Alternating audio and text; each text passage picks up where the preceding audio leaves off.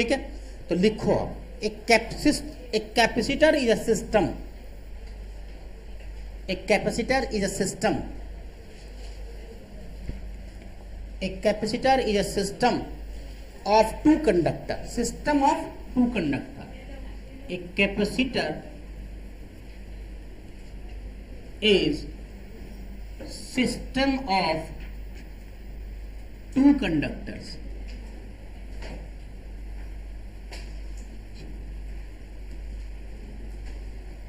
separated by insulator. इन दोनों के बीच में ना एक इंसुलेटर भी रख दिया जाता है, separated by insulator. A capacitor is a system of two conductors separated by insulator. Or capacitors are made up of two conductors placed at some distance. That is called capacitor. ठीक है, क्या बोला मैंने? अच्छा चलो लिख ही देता हूं मैं. और capacitor are made up of, capacitor are made up of two conductors,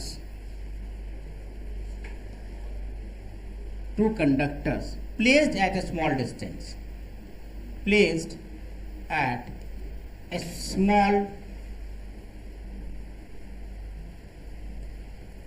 small distance. ये चीज है तुम्हारा. And the two conductors are known as, and the two conductors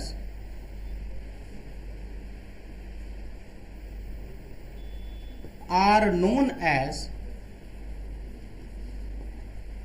plates of capacitor.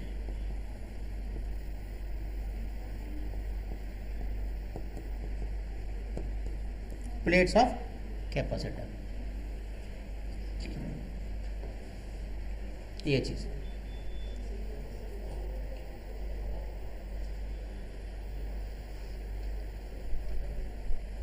Clear है यहां तक? इसको कंसेप्चुअली ऐसे समझो कि तुम्हारे पास एक कंडक्टर है,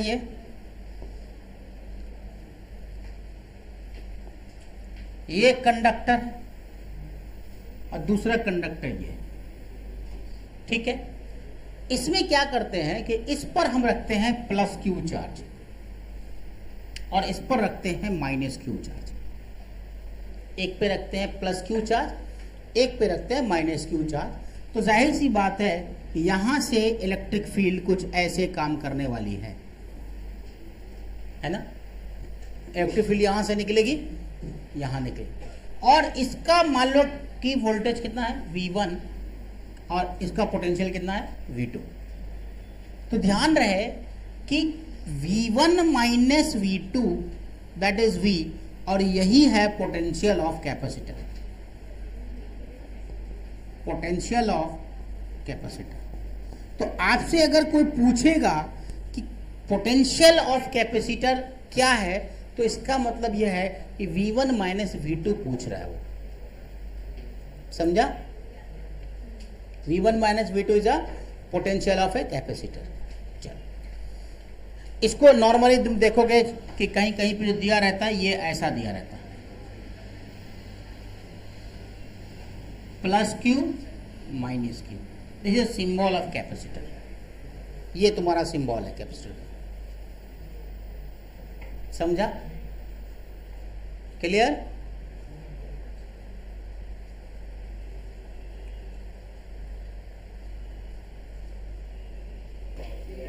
The net charge on the capacitor, the net charge on the capacitor, the net charge on the capacitor, the net charge on the capacitor as whole is 0. तुम देख लो, as whole WHOL मतलब पूरी तरीके से. अब तुम देखो नेट चार्ज 0 है कि नहीं है. माइनस क्यू प्लस क्यू खत्म, 0 है ना. सेकेंड पॉइंट लिखो, when we say capacitor has a charge q, capacitor has charge q, we mean that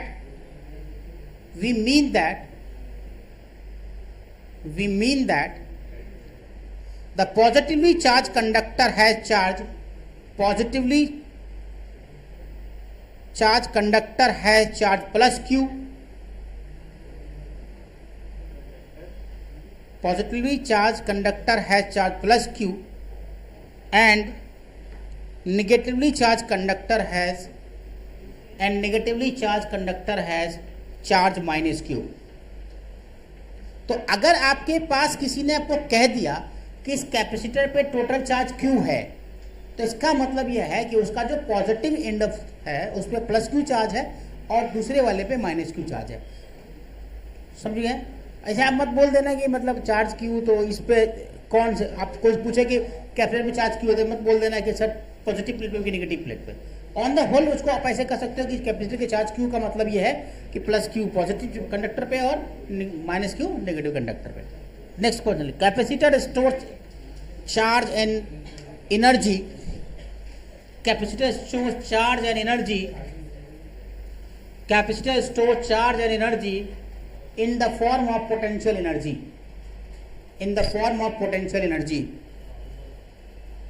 capacitor store charge and energy in the form of potential energy in an electric field,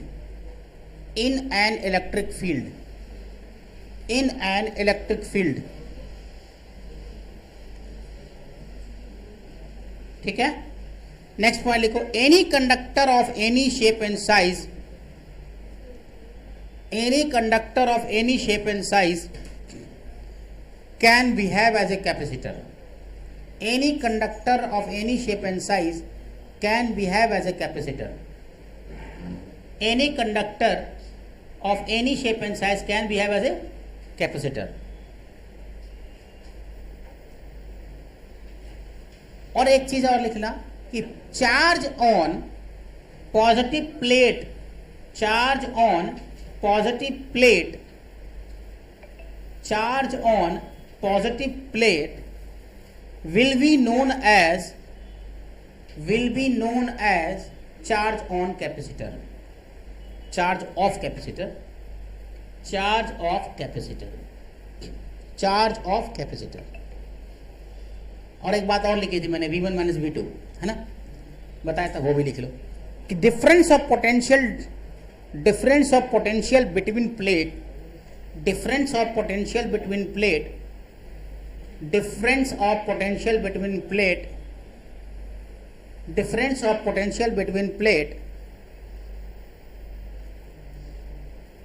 is known as potential of capacitor। मतलब V1 minus V2 is equal to V। अच्छा, हमने क्या बोला कि हम capacitor को charge करते हैं। अब एक बेहतरीन कॉन्सेप्ट बताने जा रहा हूं आप लोगों को, आपको रेयरेस्ट ऑफ रेयर ये कॉन्सेप्ट कहीं मिलेगा, मतलब बताने की जरूरत नहीं होती है, लेकिन फिर भी मैं आपको बता रहा हूं क्योंकि कुछ चीज़ें मुझे बहुत बेसिक कॉन्सेप्ट समझानी है। मान लो कि तुम्हारे पास एक कंडक्टर है, ऐसा ये कंडक्टर है, ठीक है, इस पर तुमने क्यू चार्ज दे दिया। ये कब तक देते रहोगे? क्या इस पर चार्ज तुम देते रहोगे या ये चार्ज लेता रहेगा, या इसका कोई लिमिटेशन होगा? क्या लिमिटेशन होना चाहिए? चार्ज इनफाइनाइट हो सकता है कि नहीं इसके ऊपर? कोई भी कंडक्टर ले लो, मैंने ये शेप लिया समझाने के लिए कुछ, कोई भी चार्ज, कोई भी कंडक्टर पर आप लगातार चार्ज दे रहे हो तो क्या उस पर चार्ज लगातार बढ़ता चला जाएगा, इनफाइनाइट टाइम तक जाएगा, या एक टाइम के बाद जाकर रुक जाएगा? क्या होता है ये बता सकते हो कोई? मतलब सोच के कुछ बताओ, मतलब अपने मन से कुछ बोल सकते हो। एक कंडक्टर है, मैंने उस पर लगातार चार्ज दिया, मैंने देते रहे, क्या वो लगातार चार्ज लेता रहेगा और वो चार्ज ऑलवेज इंक्रीज करता रहेगा क्या? ऐसा क्यों हो सकता है कि नहीं कर रहा? क्यों रुक जाएगा? चार्ज जल जाएगा क्या? क्या कंडक्टर जल के खत्म हो जाएगा क्या? ऐसा होगा? तो यहां पर लिखो लिमिटेशन ऑफ चार्जिंग ऊपर में।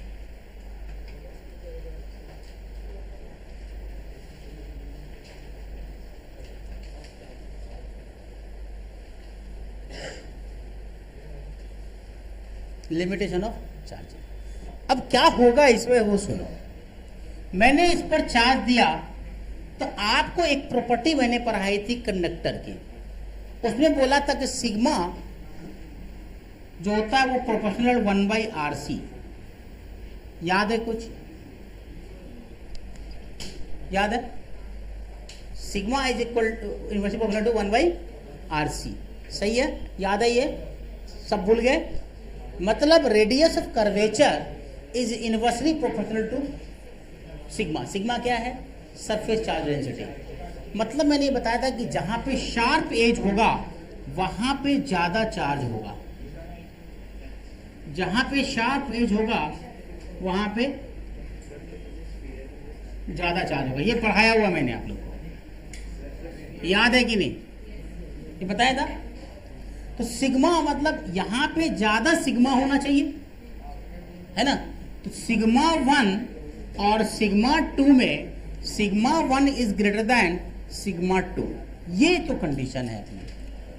तब अगर मैं यहां पे इलेक्ट्रिक फील्ड निकालूं और यहां पे इलेक्ट्रिक फील्ड निकालूं, यहां मान लो E2 है और यहां पे E1 है, तो यहां पर E2 और E1 है, इसका मतलब क्या है? E1 is greater than E2, है कि नहीं? दोनों बातें क्लियर है। Sigma 1 is greater than sigma 2 और E1 is greater than E2। जहां पे चार्ज ज्यादा होगा वहां पे जाहिर सी बात इलेक्ट्रिक फील्ड ज्यादा हो जाएगी। यही बात है ना, नंबर ऑफ फील्ड लाइन ज्यादा निकलेंगे। अब क्या होगा वो सुनो। अब इसको तुम चार्ज देते चले गए, देते चले गए, देते चले गए, देते चले गए, देते चले गए, देते चले गए। याद करो कि जब तुम ज्यादा देते हो हीट कहीं पे तो सराउंडिंग्स गर्म होने लगता है, ठीक है? अब सराउंडिंग्स गर्म होते तो क्या सराउंडिंग्स इतना गर्म हो जाता है कि तुम जल जाओ? होता है क्या? नहीं ना होता है। कितना अच्छा तुमने कभी सोचा मतलब कि वो जैसे पानी में अगर वायर गिर जाए करंट वाला तो पूरा समंदर में करंट आ जाएगा क्या? नहीं आता है ना। तालाब के किसी कॉर्नर पे भी गिर जाए ना तो भी पूरे तालाब में करंट नहीं आता है। कुछ ऐसा ही कंसेप्ट है यहां पर। अब तुम चार्ज दोगे तो ये पूरा हीट करते करते करते करते कि थोड़ी ना इतना हीट कर दे चारों तरफ कि तुम जल के मर जाओ। ऐसा होता है क्या? 25,000 की वो का तुम्हारा वो ऊपर से जा रहा है वायर, तुम नीचे जल जाते हो क्या? नहीं होता है ना, ऐसा नहीं होता। अब सुनो क्या, अब कोई कह दे कि भाई वो जो बीच में है वो तो सारा इंसुलेटर है इसलिए हम तक नहीं पहुंच पाता है। ये चार्ज क्या करता है? जब तुम इस पे चार्ज देते जाते हो, देते जाते हो, देते जाते हो, अरमान आगे देखो, देते जाते हो, देते जाते हो, तो एक टाइम क्या होता है कि इसके सराउंडिंग्स को यह कंडक्टिंग बिहेवियर में बदलने लगता है। ये बनाता कंडक्टर है, लेकिन जब कंडक्टर बनाता है तो यहां पे जो मॉलिक्यूल्स हैं, एयर मॉलिक्यूल्स जिसको तुम कह सकते हो, या कोई डाइलेक्ट्रिक वहां पे मीडियम रखा हुआ कोई मीडियम है, उसके जो मॉलिक्यूल्स हैं उसका प्लस इधर हो जाएगा और माइनस इधर हो जाएगा, इसके अकॉर्डिंग। समझा? क्लियर हुआ? अब ये इलेक्ट्रिक फील्ड आ रही है तुम्हारी, ये इलेक्ट्रिक फील्ड आ रही है, ये बढ़ रही है, इस पर पोलराइजेशन बढ़ रहा है, ये बढ़ रहा है, बढ़ रहा है, बढ़ रहा है, बढ़ रहा है, बढ़ते बढ़ते बढ़ते बढ़ते बढ़ते एक टाइम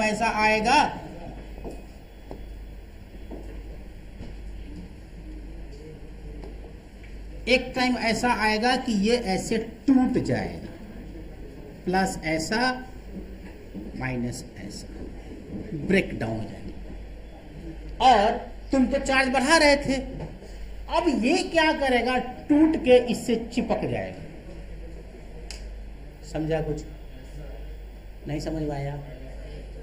जो मॉलिक्यूल्स हैं एयर के, एयर का मॉलिक्यूल होता है, अब एयर मॉलिक्यूल कुछ ऐसे पोलराइज हो जाएंगे, उसका भी प्लस चार्ज माइनस चार्ज ऐसे पोलराइजेशन हो जाएगा, ऐसे दोनों भागेगा एक दूसरे की तरफ।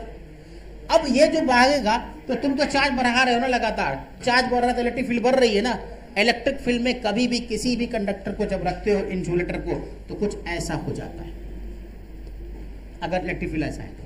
मैंने ये भी पढ़ाया हुआ, बताया था कंडक्टिव प्रॉपर्टीज में, जब एकदम से इलेक्ट्रोस्टैट फर्स्ट डे पढ़ाया था तो ये बताया था मैंने कि डाइलेक्ट्रिक के नाम से मैं बताया था कि डाइलेक्ट्रिक क्या होता है कि टूट पोलराइज हो जाता है। तो यहाँ पे क्या करेगा, ये चीज धीरे धीरे धीरे धीरे धीरे धीरे अचानक से ब्रेक कर जाएगा। बहुत ज्यादा तुमने इलेक्ट्रिक फील्ड बढ़ा दिया तो ये ब्रेक कर गया।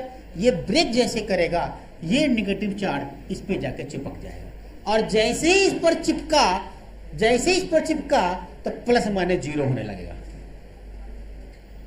और धीरे धीरे धीरे धीरे इसका कैपेसिटी कम कर देगा, चार्ज को कम करेगा ये।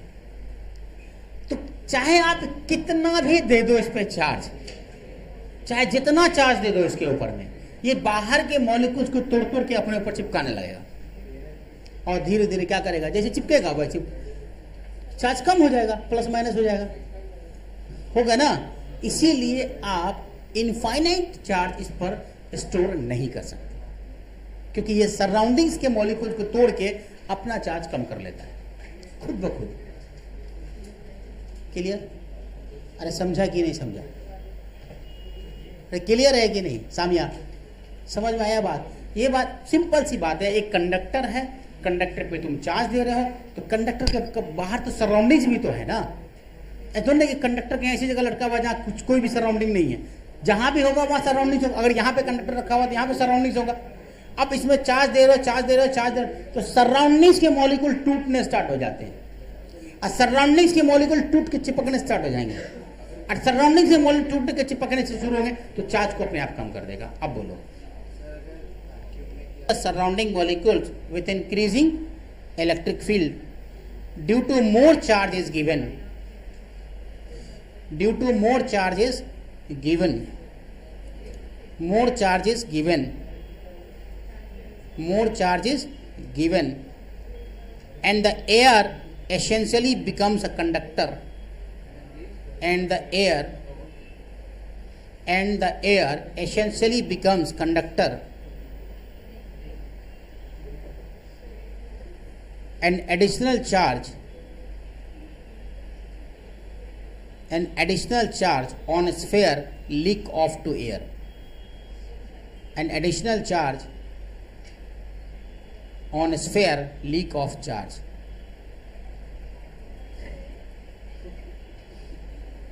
Leak off air. Now negative charge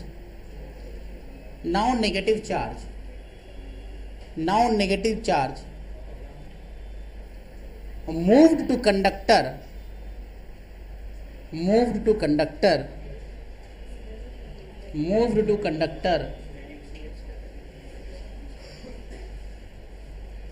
and decreases the charge and decreases the charge.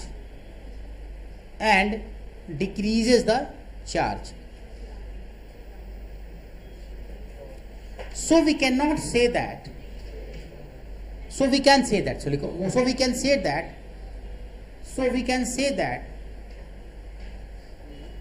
we cannot provide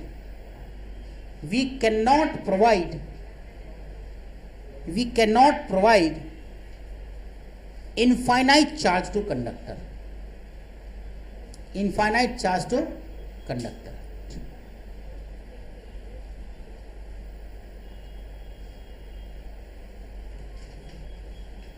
ठीक है।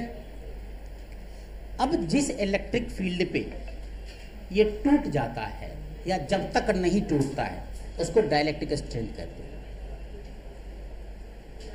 ऐसा वैल्यू अब लिखा देंगे, चलो। जिस पे ये टूटता है तो टूटेगा तो इस पर कोई वैल्यू होनी चाहिए किसी पर्टिकुलर इलेक्ट्रिक फील्ड की। तो जिस इलेक्ट्रिक फील्ड पे टूटता है उसको डाइलेक्ट्रिक स्ट्रेंथ कहते हैं, और जिस वोल्टेज पे टूटता है उसको ब्रेकडाउन वोल्टेज कहते हैं। समझ में आया? Breakdown voltage. तो लिख लो, the limiting value of electric field intensity, लिखो जी, the limiting value of electric field intensity. Next point बना के लिखना, limiting value of electric field intensity, जिसकी कॉपी में नहीं होगा नोट हम उसको भगा देंगे बाहर. The limiting value of electric field intensity for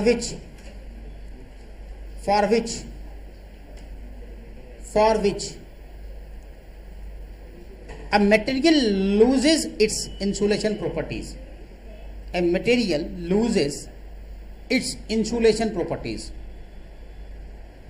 Material loses its insulation properties is called dielectric strength of material. Is called dielectric strength of material. ये सब बाद में भी पढ़ाया जाता है, लेकिन अभी चूंकि बता दिया तो यहाँ पे बोल दे रहे हैं. Is called dielectric strength of the material.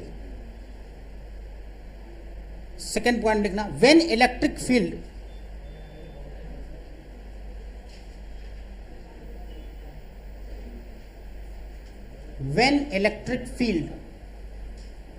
Sufiyan आगे देखिए, शोएब अच्छा लड़का पढ़ने वाला, उसको डिस्टर्ब मत कीजिए आप. क्या नाम, शोएब ही नाम है तुम्हारा? रऊफ, हाँ रऊफ, सॉरी, हाँ खैर रऊफ अच्छा लड़का है, उसको पढ़ने दीजिए. लिखा, when electric field reaches at the value of dielectric strength, when electric field reaches at the value of dielectric strength, then molecules of dielectric or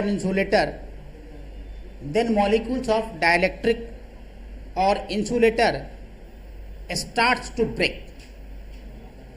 When electric field reaches at the value of dielectric strength,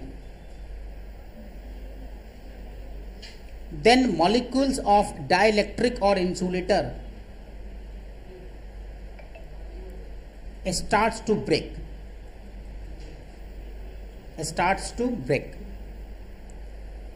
Next point लिखो, potential of conductor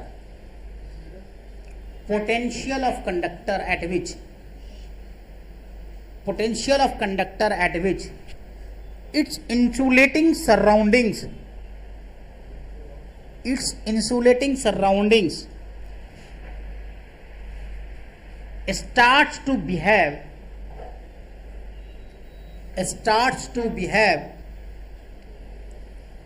like a conductor,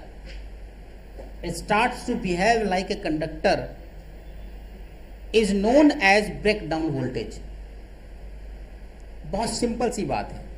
इस बात को मैंने 4-5-10 line में जो भी लिखा है उसको समझना सिर्फ इतना ही सा है कि जो ऐसा इलेक्ट्रिक फील्ड का वैल्यू जिस पे वो टूटने लग जाए उसको डाइलेक्ट्रिक स्ट्रेंथ कहते हैं, आज इस पोटेंशियल पे वो टूट रहा है ब्रेकडाउन वोल्टेज कहते हैं. इतनी सी बात है और कुछ नहीं है इसमें. अब मेजर टॉपिक, जो मेजर बात है कैपेसिटर की, वो बात यह है कि what is the capacitance.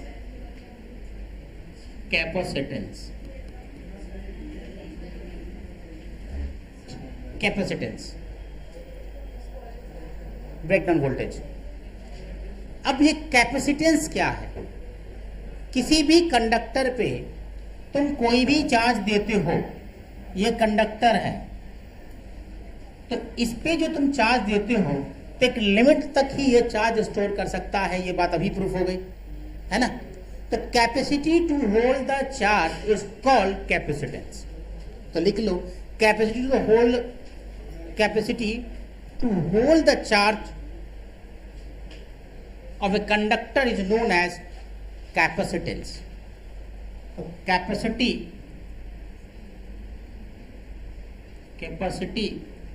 to hold the charge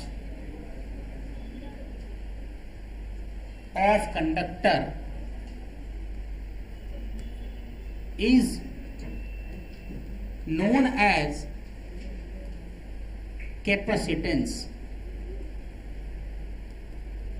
capacitance और कैपेसिटी ऑफ, जो भी छोटा, हाँ कैपेसिटेंस, उसको क्या कहेंगे? कैपेसिटी या कैपेसिटी ऑफ कंडक्टर, जो भी बोलते हैं उसको, कुछ नहीं. कैपेसिटी ऑफ कंडक्टर कहीं पे लिखा रहे, कैपेसिटी लिखा रहे, बात एक ही, ठीक है. या और कैपेसिटी ऑफ कंडक्टर ये भी लिख सकते हैं. एक चीज और इसमें जो इंपॉर्टेंट पॉइंट आता है कि charge required to increase 1 volt बढ़ाने में जितना मतलब तुमको चार्ज लगता है वही उसका कैपेसिटेंस कहलाता है। समझा? लिख लो। Capacitance of conductor is defined as, capacitance of conductor is defined as, capacitance of conductor a, capacitance of conductor is defined as, capacitance of conductor is defined as charge required to increase, charge required to increase, charge required to increase the potential of conductor, charge required to increase the potential, require the increase the potential of conductor by 1 unit, by 1 unit, by 1 unit, मतलब 1 volt 1 unit एक ही बात है। ठीक है, 1 unit में 1 volt भी हो सकता है, 1 माइक्रो वोल्ट भी हो सकता है, जो तुम्हारे उसकी कैपेसिटी के हिसाब से काम करेगा, जहां पे जिस सिस्टम में वो दिया रहेगा। अलग अलग सिस्टम में अलग अलग यूनिट हो सकती है ना, इसीलिए इसलिए 1 झंझट से बचने के लिए हम लोग यूनिट्स लिख देते हैं आगे में। ठीक है, अच्छा अब मान लो ये तुम्हारे पास कंडक्टर है, ये कंडक्टर है, ठीक है, इस पर तुमने चार्ज डाला, क्यू चार्ज दिया, तो जाहिर सी बात है इसका पोटेंशियल इंक्रीज करेगा। क्यू दोगे तो पोटेंशियल इंक्रीज करेगा ना उसका। ठीक है, तो Q is directly proportional to V, जितना चार्ज उतना वोल्टेज। तो क्यू को अगर इक्वल टू लिखना है तो यहां पे लिखा जाता है C into V, Q equal to C into V, मतलब ये क्या है, कांस्टेंट। अब इसी कांस्टेंट को क्या कहते हैं, इसी कांस्टेंट को कैपेसिटेंस कहते हैं। तो इसीलिए C equal to Q by V, और दिस इज कॉल्ड कैपेसिटेंस।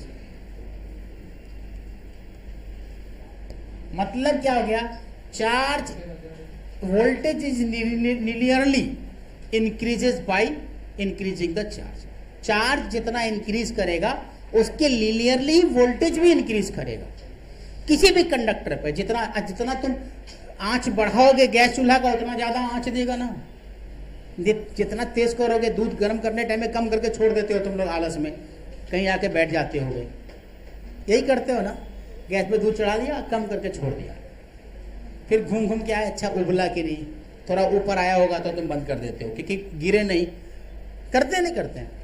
तो जितना तुम गैस का ऐसे से बढ़ाओगे लाइट उतनी ही बढ़ेगी, लीनियरली बढ़ेगी। तो यहाँ वही चल, जितना तुम इसको चार्ज दोगे ना उतना ही वोल्टेज बढ़ता चला जाएगा, बढ़ता चला जाएगा। तो voltage directly proportional to voltage directly proportional to किसके, चार्ज के, charge directly proportional to voltage के।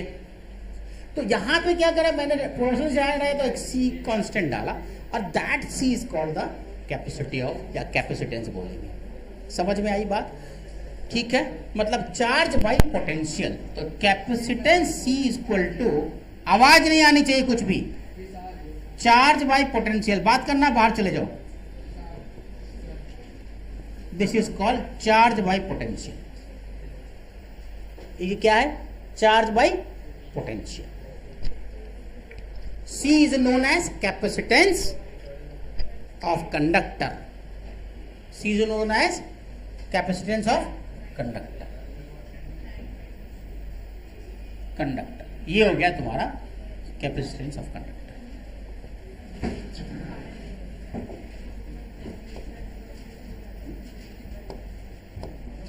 आज 1-2 बच्चे नहीं आए, अगले क्लास में मेरा सर खाएंगे। एक बच्चे 2 बच्चे ऐसे नजर आ रहे हैं जो मेरा अगला क्लास में सर खाएंगे।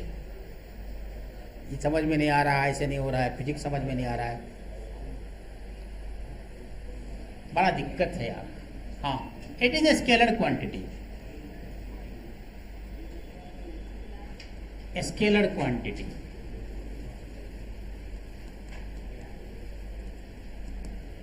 It is a scalar quantity.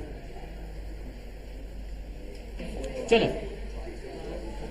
तो ये तुम्हारा हो गया। ये समझ में आई बात? यहां तक समझ में आई?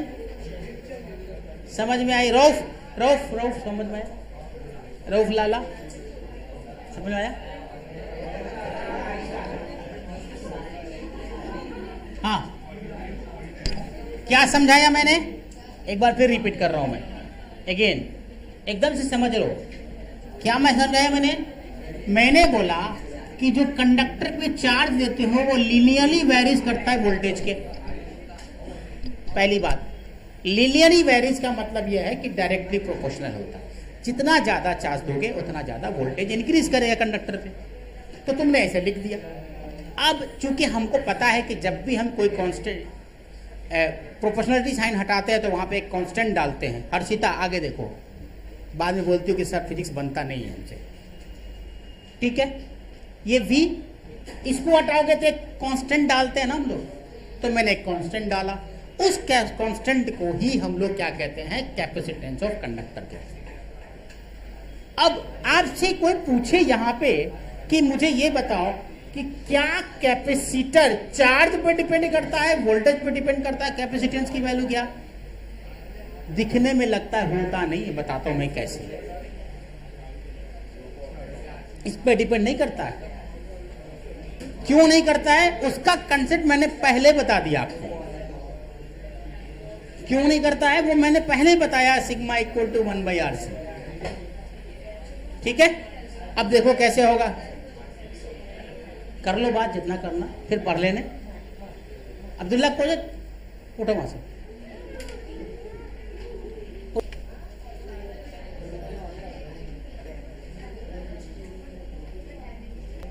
Farad,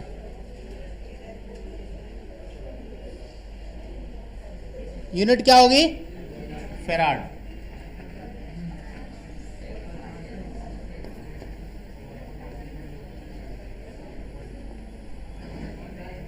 unit is farad. लेकिन क्या होता है? Farad is a big unit. Farad क्या होता है? बहुत बड़ी यूनिट होती है। Since farad is a big unit,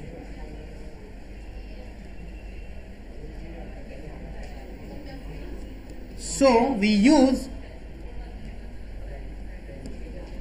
microfarad.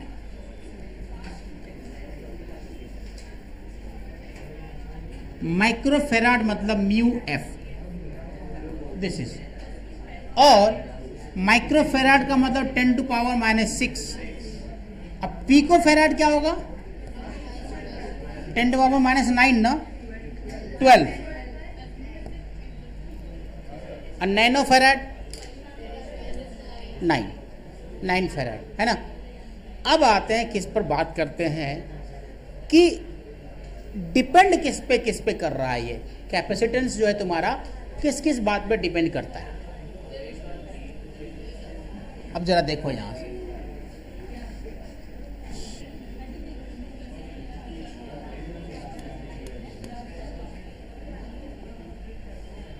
ठीक है। आर्यन लिखा तुमने? अब अगर तुमसे मैं पूछूं, एक कंडक्टर ये है और एक कंडक्टर ये है,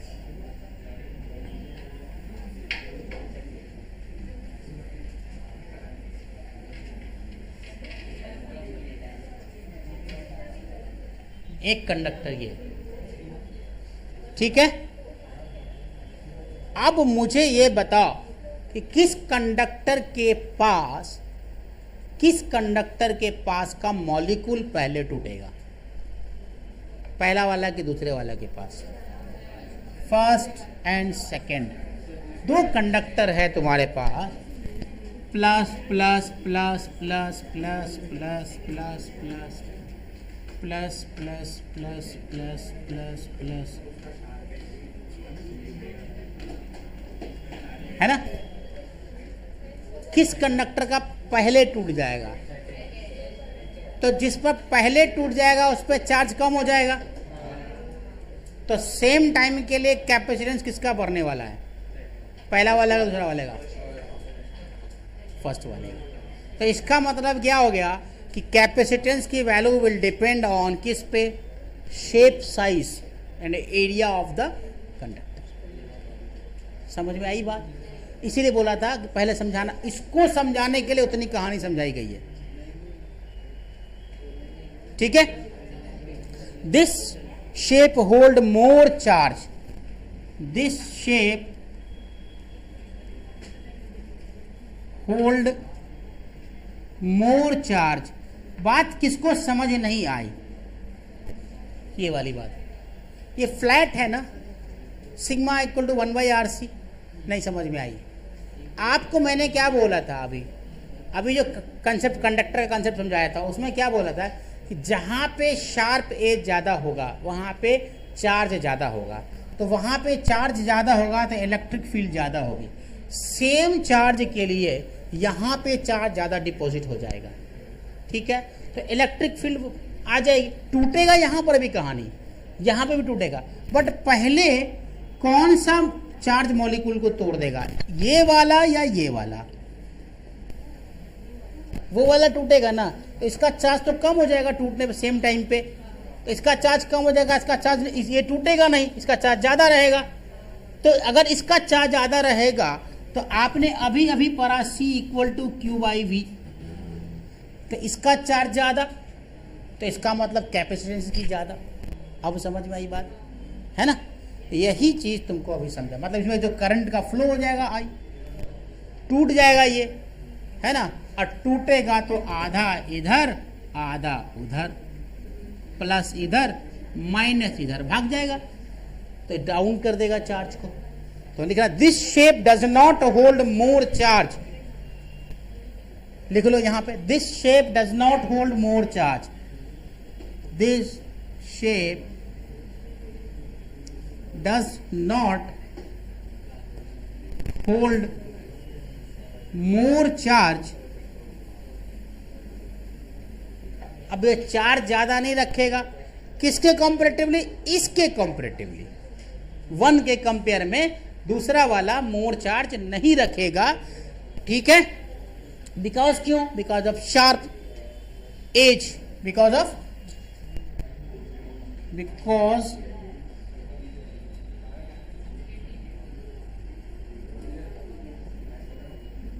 of sharp edge, because of sharp edge। ठीक है? तो electric field and more electric field हो जाएगा यहां पे, तो ब्रेकडाउन पहले हो जाएगा, ब्रेकडाउन पहले हो जाएगा। समझ आई बात? ठीक है, तो अब लिखो यहां पे, सो इस दोनों डायग्राम के बाद नीचे लिखना, सो capacitance is depends on its dimension। so capacitance depends on its dimension, shape and size,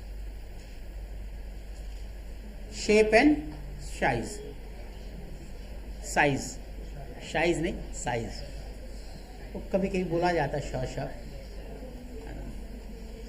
shape and size and shape.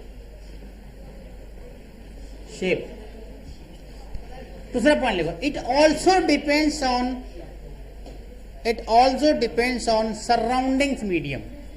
जाहिर सी बात है, अभी बताया भी यही बात, it also depends on surrounding mediums, surrounding के मीडियम की पर भी ये डिपेंड करेगा। कौन चीज? कैपेसिटेंस। कौन चीज डिपेंड करेगा जुबिया? कैपेसिटेंस। जाना क्या चीज डिपेंड कर रहा है मीडियम पे? कैपेसिटेंस। ठीक है? अब अगर कोई मॉलिक्यूल स्ट्रांग है तो देर से टूटेगा, तो मोर चार्ज रहेगा वहां पे, है ना? तो कैपेसिटेंस लार्ज हो जाएगा। अगर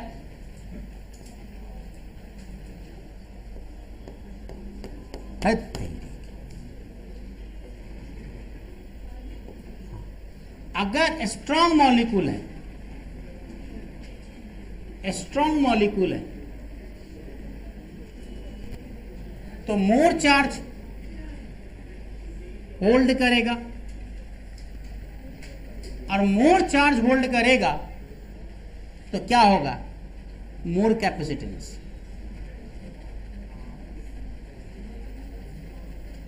मोर कैपेसिटेंस। और वीक मॉलिक्यूल है तो लेस कैपेसिटेंस।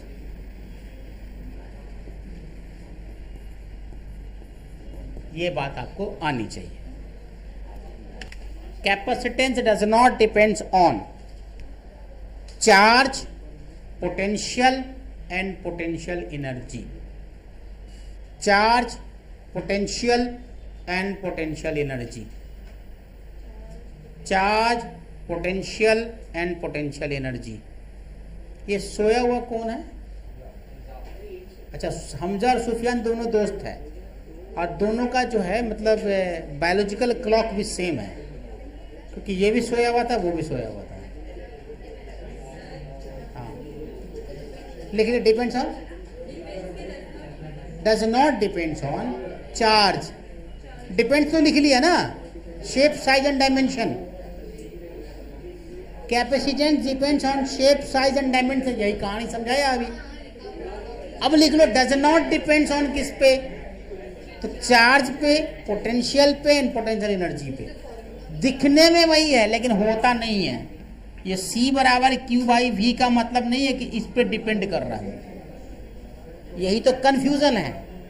कैपेसिटेंस डिपेंड करता है शेप एंड साइज पे एंड डायमेंशन पे। ये बात यहां से प्रूफ करके दिखाया मैंने, समझा? तो ये मत याद रखना है कि Q और V पे डिपेंड करता है। कुछ अलग एस्पेक्ट है उसका समझने का।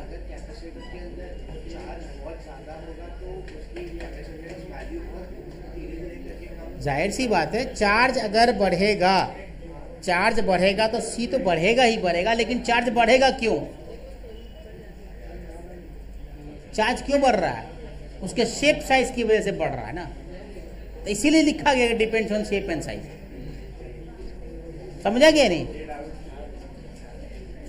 वो दिखने में तो लग ही रहा है, मैं भी कंफ्यूज था शुरू अपने जमाने में, तो दिख तो रहा है Q/V, और अभी पढ़ाएंगे भी वही बात कि Q/V पे डिपेंड कर रहा है। अभी जो करेंगे प्रॉब्लम तो उसी पे डिपेंड कर रहा है, तो करता हुआ दिखेगा तुमको। क्यों? क्योंकि अभी हम पोटेंशियल कम करेंगे तो कैपेसिटेंस बढ़ा देंगे, तो फिर लगेगा सर डिपेंड तो कर रहा है। लेकिन कहानी है कि पोटेंशियल कम क्यों हो रहा है, उसकी कहानी है। समझा क्या? डायरेक्टली नहीं है, वो इनडायरेक्टली है कहानी। समझ में आई बात? अब लिखो प्रिंसिपल ऑफ कैपेसिटर। अब यहीं पे तुम कंफ्यूज करोगे, अभी भी जब बताऊंगा तो कैपेसिटर का प्रिंसिपल क्या है, कहानी है यहाँ पे। लिख लिया ना, लिख लिया ना। और एक बात और याद रखना, एक बात और याद रखना, जरा इधर देखना भाई। ये कैपेसिटर कंडक्टर है, ये कंडक्टर है। इस कंडक्टर पे जो चार्ज आता है वो अपने आप आता है या कहीं से हम लाते हैं? लाते हैं ना। तो हम ऐसा मानते हैं कि इन्फिनिटी से हम चार्ज तोड़ तोड़ करके ला रहे हैं। इनफाइनाइट से, इन्फिनिटी से हम चार्ज को इस पर तोड़ के लाते हैं, और फाइनली इस पे प्लस Q चार्ज हो जाता है, तो इस पे माइनस Q चार्ज हो जाता है। चार्ज अपने आप थोड़े ना आता है। चार्ज कहां से ला रहे हैं? इनफाइनाइट से। इस पे ला के जमा कर रहे हैं। तो वही कहानी कब होती है? जब ये दो कैपेसिटर तुम्हारा होता है, दो प्लेट, तो इस पे प्लस Q और इस पे माइनस Q का क्या मतलब है? एक बैटरी लगा देते हैं हम लोग, ये बैटरी क्या करता है? इससे चार्ज तोड़ता है, इसको पहुंचाता है। यहां पे क्या कर रहा है? कोई आदमी है जो यहां से चार्ज तोड़ के यहां पहुंचा रहा है। समझ आई बात? तो जब C = Q/V लिखते हैं, जब C = Q/V लिखते हैं, तो उसमें जो Q है इसको बोला जाता है चार्ज ट्रांसफर्ड।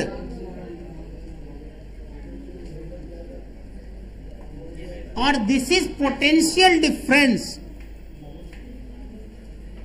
ये क्या है? पोटेंशियल डिफरेंस है।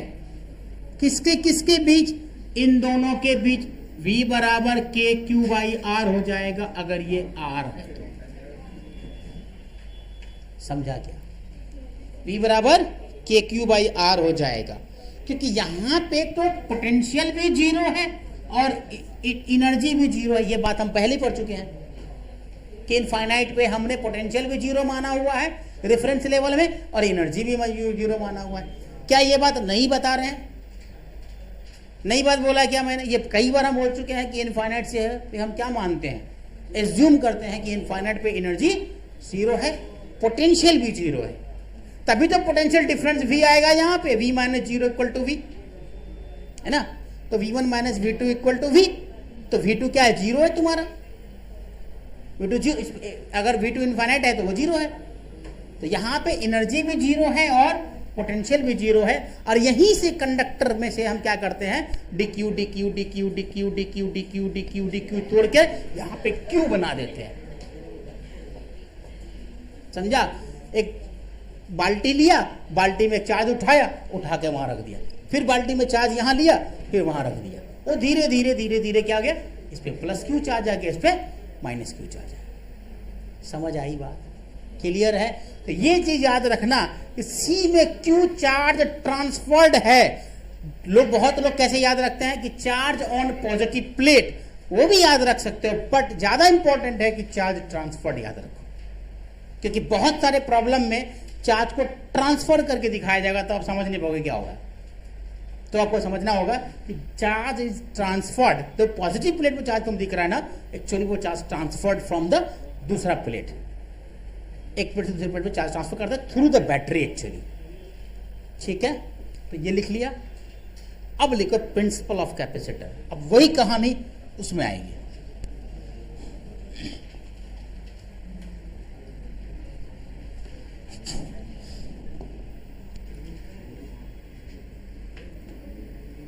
प्रिंसिपल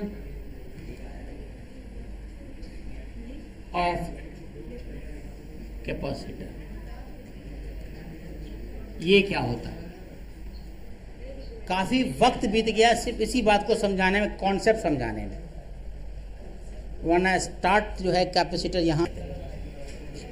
मान लो तुम्हारे पास एक कंडक्टर था,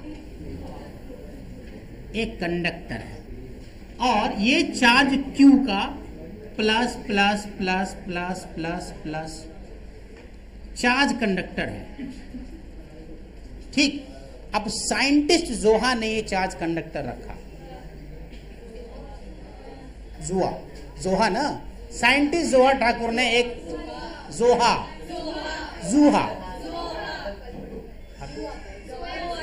अबे तुम्हारा नाम मैंने जो लिखा हुआ देखा है जूहा देखा है, एक तो होता है जोया। तो जूहा ही तो है। हाँ, तो जोहा ठाकुर ने, एक साइंटिस्ट है हमारे पास जोहा ठाकुर, वो एक कंडक्टर लेकर के बैठी हुई थी। ठीक है, तो क्या हुआ कि ये चार्ज कंडक्टर रखे हुई थी। ठीक, अब जेबा को क्या हो गया? उससे दुश्मनी, जाइबा। आप ये बोलते कि जेबा बोलिए हमको। हाँ हाँ, जाइबा। तो सुनो, तो इसको थी उससे दुश्मनी। इसने क्या किया कि बहुत चार्ज करके गई है ना, तो एक कंडक्टर यहां पे न्यूट्रल लाके रख देते हैं। न्यूट्रल कंडक्टर रख, अपने आप इसका चार्ज खत्म हो जाएगा। ये तो चार्ज करके गई है कंडक्टर को, तुमको दुश्मनी थी, तुमने क्या किया? एक न्यूट्रल कंडक्टर लाके यहां पे रख दिया दुश्मनी में। उसका चार्ज खत्म करना है भाई, चार्ज करके गई, हटाओ इसको। सुबह सुबह आएगी, बैटरी लगाएगी तो मैक काम ही नहीं करेगा, इसीलिए उसने हरकत किया। जब इसने हरकत किया तो यहां पे आ गया negative negative negative negative negative negative negative, positive positive positive positive positive positive positive positive. Good, हुआ ऐसा कुछ? हुआ ऐसा। सुबह सुबह जब जुहा पहुंची, देखिए इसकी मेरा चार्ज कम हो गया है ना, कुछ कम हो गया है। क्या कम हुआ है भाई? तो देखा इसने कि इसका तो पोटेंशियल कम हो गया, इसका पोटेंशियल कम हो गया। अरे नेगेटिव चार्ज आएगा तो पोटेंशियल कम होगा ना, charge Q is directly to V। तो क्या होगा? पोटेंशियल कम हो गया। लेकिन पोटेंशियल कम होने के साथ साथ इसने एक चीज और चेक किया। देखिए इसका कैपेसिटेंस कम हुआ क्या? तो जोहा ने देखा कैपेसिटेंस बढ़ गया इसका। अरे C बराबर Q बाई V, C बराबर Q बाई V, तो V कम हो गया तो पोटेंशियल कैपेसिटेंस बढ़ गया। जोहा खुश हो गई कि दुश्मनी में तो मेरा इसने काम कर दिया। ये अब्दुल्ला यासीन के पास आ गई जोहा, ये लेकर कंडक्टर लेकर। देखो ना, जेबा ने तो दुश्मनी की थी लेकिन मेरा कैपेसिटेंस बढ़ गया। तो ये बड़का साइंटिस्ट ये बोला कि अच्छा कैपेसिटेंस क्यों कम हुआ? नेगेटिव चार्ज की वजह से। हाँ, पोटेंशियल क्यों कम हुआ? नेगेटिव चार्ज की वजह से। तो अब्दुल्ला बोला कि तुम एक काम करो जोहा, इसको भी नेगेटिव ही कर दो ना, पूरा ही नेगेटिव कर देते हैं। तो इसको पूरा नेगेटिव करोगे तो पोटेंशियल और कम, तो कैपेसिटेंस और ज्यादा। अब दोनों खुश कि अच्छा हम तो बहुत बड़ा इन्वेंशन कर लिया। कैपेसिटेंस को इंक्रीज कर दिया तुमने। तो कैसे इंक्रीज किया? एक न्यूट्रल कंडक्टर की जगह पे दूसरा नेगेटिव चार्ज का कंडक्टर रख करके तुमने इसका कैपेसिटेंस बढ़ा दिया। यही प्रिंसिपल ऑफ कैपेसिटेंस। समझ में आई बात? ठीक है, तो दोनों डायग्राम बनाओ और 2-4 लाइन जो लिखाते हैं वो लिख लो।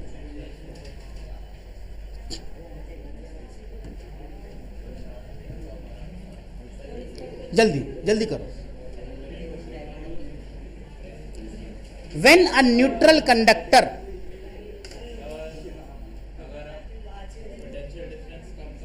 हेडिंग बनाओ, कैलकुलेशन ऑफ कैपेसिटर मिटा दूं।